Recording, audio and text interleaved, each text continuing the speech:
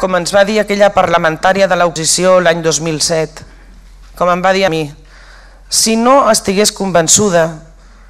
que amb la nostra feina podem millorar la societat, no estaria aquí escoltant-vos i rebent a uns pares i mares de família. Anys més tard, aquella parlamentària, ara consellera, ha demostrat que aquelles paraules no eren en va, no eren paraules buides. Des de l'honestedat i la coherència, la tenim avui aquí per presentar-nos el protocol d'acció educativa als TDAHs. Moltes gràcies i té la paraula l'honorable senyora Irene Rigau, consellera d'Ensenyament. Gràcies.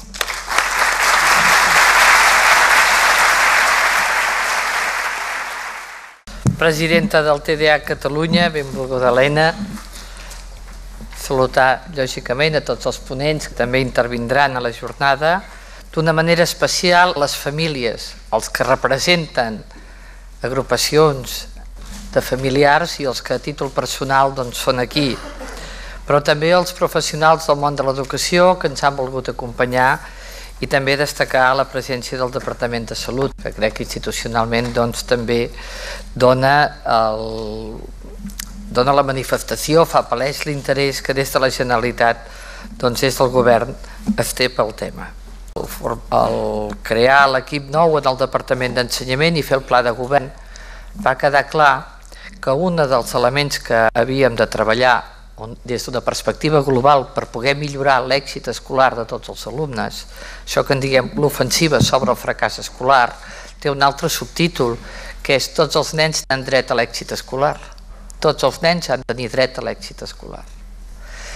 I amb moltes de les mesures ja es prenen i es dissenyen les línies d'actuació per poder millorar i per poder correspondre a les taxes d'èxit escolar que Europa ha previst que el 2020 ha de tenir la seva població juvenil, rebaixant l'abandonament escolar, rebaixant les repeticions, creixent amb el percentatge d'estudiants de postobligatòria, vinculant ja una formació que garanteixi l'ocupabilitat quan hi torni a haver feina, però que ja ben segur serà de més exigència. La feina que es pugui oferir als joves serà una feina d'un perfil que requerirà aquesta formació postobligatòria que voldríem per un 85% de la població. I per tant hem de poder veure des de l'inici de l'escolarització a 3 anys fins a 18 com podem acompanyar tots els alumnes perquè l'èxit pugui ser també una de les seves claus de la seva existència. I és quan abordem tot un apartat de detecció i prevenció. No podem actuar si no tenim instruments de detecció i prevenció. I això ha estat un dels eixos de la lluita contra el fracàs i aquí hi hem coordinat sota aquest eix totes aquelles actuacions que sabíem que havíem de fer i que estaven pendents de fer i que formaven de compromisos. Per exemple, en el programa electoral vam posar TDAH, vam posar les sigles, parlant de protocols, perquè així ens comprometéssim tots a l'hora de donar el compliment a fer-ho. I aquí, avui sí que ens plau poder dir que aquella resolució de l'any 97, que de fet tenia un any parlamentari per complir-se, però que nosaltres l'hem mantingut en vida, l'hem recuperat quan hem arribat, d'incorporar els plans de formació del personal dels departaments de Salut i Educació el coneixement sobre la naturalesa i els tractaments possibles del TDAH i alhora garantir aquesta formació i donar instruments i assessorament psicopedagògic perquè ho pogués, evidentment, que hagi de poder actuar. A partir d'aquí vam començar iniciant en el camp de la dislèxia un protocol de prevenció i tractament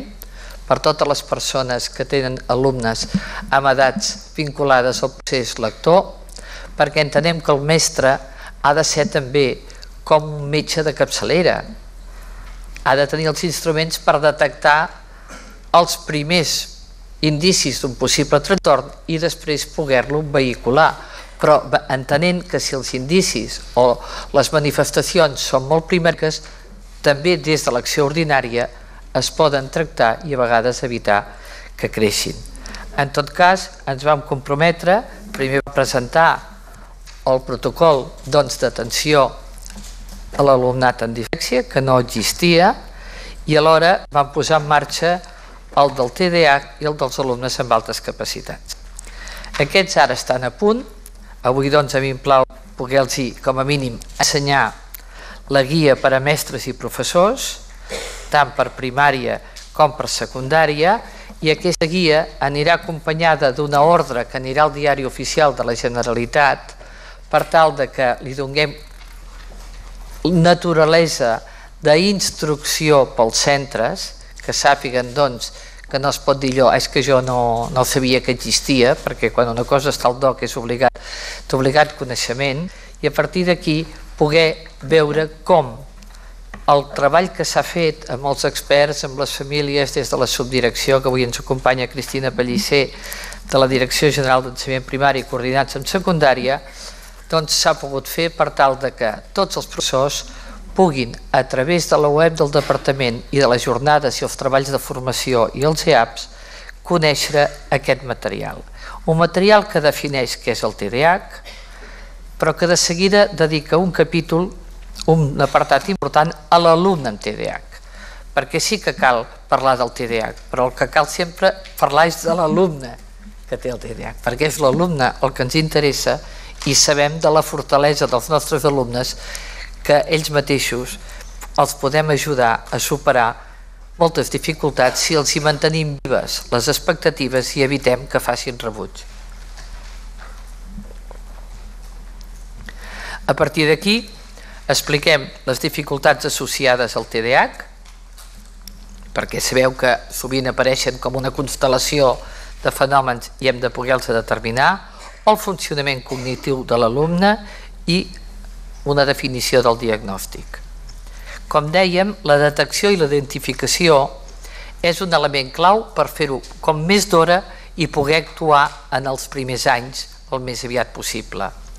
Per això de seguida s'indica i es parla de què pot fer el professorat, perquè a vegades diu, no, si és això deu ser cosa d'un especialista, que el portin de seguida a l'EAP o al metge o un especialista. Que tots els professors sàpiguen què pot fer el propi professor i amb quins criteris pot ajudar a detectar i identificar els alumnes que viuen aquesta situació. I ho distingim en dues parts. Abans dels 6 anys, uns elements, criteris per ajudar a aquesta detecció, i a partir de 6 anys fins a l'adolescència uns altres criteris que serveixen per la seva detecció i, si cal, derivació. A partir d'aquí ja hi ha unes pautes d'intervenció psicoeducativa directa amb l'alumne, de treball amb les famílies i de suport educatiu. Molts de vostès saben que pel que fa a l'ensenyament públic vam reconvertir el que era la 6a hora en un programa que diem de suport escolar personalitzat, amb la idea de que aquest CEP, aquest servei, servís per a aquests alumnes, per a aquest tipus d'alumnes que necessiten al llarg d'un trimestre, de tot el curs o d'unes setmanes, una hora més 3 dies a la setmana, mitja hora més cada dia, això depèn de l'estructura organitzativa de cada centre, però hi ha alumnes que necessiten una atenció particular i per tant són aquells que si no poden rebre dins l'horari lectiu se'ls demana als pares que els deixin quedar fora de l'horari lectiu perquè durant X dies puguin tenir aquesta atenció. Però també ens va semblar oportú dedicar un apartat al tractament farmacològic i que es conegués, perquè sabem que aquí hi ha un dels elements de discussió. Igual que hem dit, si s'accepta la vessant neurobiològica i per tant una qüestió relacionada amb la salut, allò que en diríem estrictament la salut, doncs hem de pensar que això pot ser tractat. Si ho deixem només en l'àmbit de la relació personal, de la relació paternofilial, de l'adult amb l'infant i de pautes de conducta, etc., doncs realment hem de veure que podem estar minant, laminant i mutilant les possibles sortides favorables a l'alumne. I per això, doncs, hi ha tot un apartat de tractament farmacològic per informar els docents amb criteris objectius quan cal abordar aquest text. Diguem això perquè no és propi d'ensenyament parlar de farmacologia, però sí que els hi explica què representen dos tractaments sovintejats per tal de que no caiguin en tòpics que poden circular i que si la família li fa alguna consulta doncs es pugui respondre amb correcció. Per tant, ens ha semblat que era important que aquelles prescripcions que fan els professionals de la salut, doncs que molt sovint estan circunscrites a dos fàrmacs, poguessin ser descrits i poguessin tenir el professor també un coneixement al respecte. A partir d'aquí ja es dedica, com és propi d'ensenyament, un bon apartat a la intervenció educativa. Com ha de ser l'entorn favorable, quin és aquell context que afavoreix els alumnes amb dificultats d'aprenentatge, què ha de saber els equips docents, quines estratègies útils podem implantar per a aquest tipus d'alumne i les pràctiques. Pràctiques docents que incrementen el compromís i les implicacions a les activitats d'aprenentatge. Fer visible les normes i els temps en aquest tipus d'alumnat, incrementar els incentius i prendre consciència de les actuacions que portes a terme, que això costa molt. Deduir què pot passar si jo faig determinat acció. Les conseqüències d'un comportament inadequat sovint les veuen un cop ja realitzat. Treballar en aquesta reflexió prèvia, creant des dels contes a imaginaris, a situacions de joc, poder crear aquest espai de dir sàpigues que tot acte té conseqüències i per tant abans de fer-lo cal pensar si et convenen o no i no constatar-ho un cop ja s'ha fet, distanciar-se, poder-se fer aquesta acció de domini sobre aquest futur que a mi em surt impulsivament i que et demano que retardis una mica, doncs totes aquestes estratègies que això a l'escola, a través de tantes qüestions metodològiques, podem ajudar-hi. Per tant, a partir d'aquí hi ha tots uns elements d'intervenció educativa, així com un bon apartat, com no podia ser altre mestre, que ha de ser un home culte, que ha de saber una mica de tot, que no és un especialista en tot, però que necessita un gruix de formació. També creiem que és bo que conegui la bibliografia i vegi on pot aprofundir en alguns dels aspectes i se li fa una selecció bibliogràfica per animar-lo a aprofundir, si és el moment que té un alumne, que té un grup d'alumnes en el centre, que alguns d'ells estan responent a aquests criteris, que havent de parlar amb la família, veu que la família està més formada que ell amb el respecte i que això pot passar perfectament i que el mestre vol saber com el pare, doncs aquí té una relació bibliogràfica que li permet elevar el seu nivell cultural i professional. I després ja venen els protocols. Uns protocols que ja estan sistematitzats i que són els que ens han de permetre fer després no només la detecció, sinó també fer bé el seguiment. Protocol d'observació per detectar els indicadors abans de 6 anys, protocol per valorar la gestió de l'aula, protocol per a la informació i seguiment de les actuacions de l'equip docent, protocol del sistema d'incentius i seguiment del procés, i llavors ja ajudar a veure com hem de registrar totes aquestes informacions que anem captant a l'hora de fer el seguiment de l'alumne. I a partir d'aquí, finalment, un protocol de col·laboració amb les famílies, que les famílies sempre hi han de poder tenir accés per tal de que continuen els tractaments del seu fill i el diàleg amb els especialistes del món de la salut puguin portar també les dades que han quedat registrades en el centre, de manera que pugui, lògicament, sigui compartit per tot el centre i perquè l'equip docent no pensi que allà a la classe hi ha un nen que té aquest problema, sinó que el nostre centre acull un alumne que necessita estratègies específiques. És allò de que el problema d'una aula, si és que és problema del centre, i és també el conjunt de centre que ha de poder-ne ser conscient.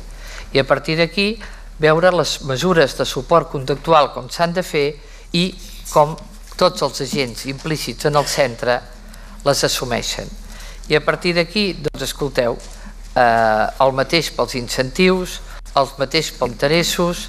són una sèrie de documents que vol dir que l'alumne que es detecti que pot tenir el TDAH ja tinguis uns elements clars per dir miri família, fet aquesta observació entenem que hauríem de fer un pas més, parlem-ne amb els òrgans que toqui, però entenem que estaria bé confiar si això va per aquí, si aquest fenomen consolida, si és una cosa temporal. Si es determina i es veu que estem en aquesta situació, l'alumne té la seva carpeta, té els seus protocols allà, quan parla amb la família sobre el protocol se li explica com ha anat evolucionant, quan passa de classe a classe de curs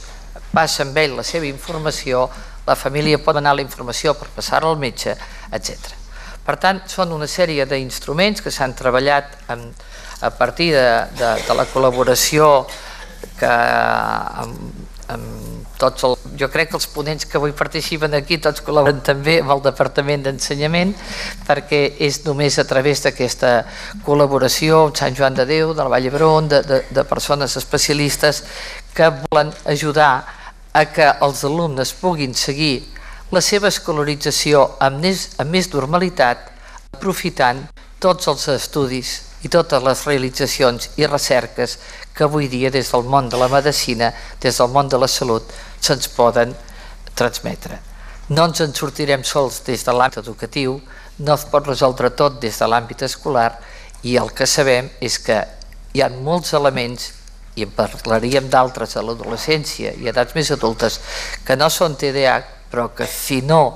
es tracten conjuntament en el camp professional entre salut i ensenyament, ensenyament i salut, difícilment s'hi troba la resposta dient. Doncs aquest és el material que es publicarà en el diari oficial, en el qual la família que té un fill així sap què pot exigir del centre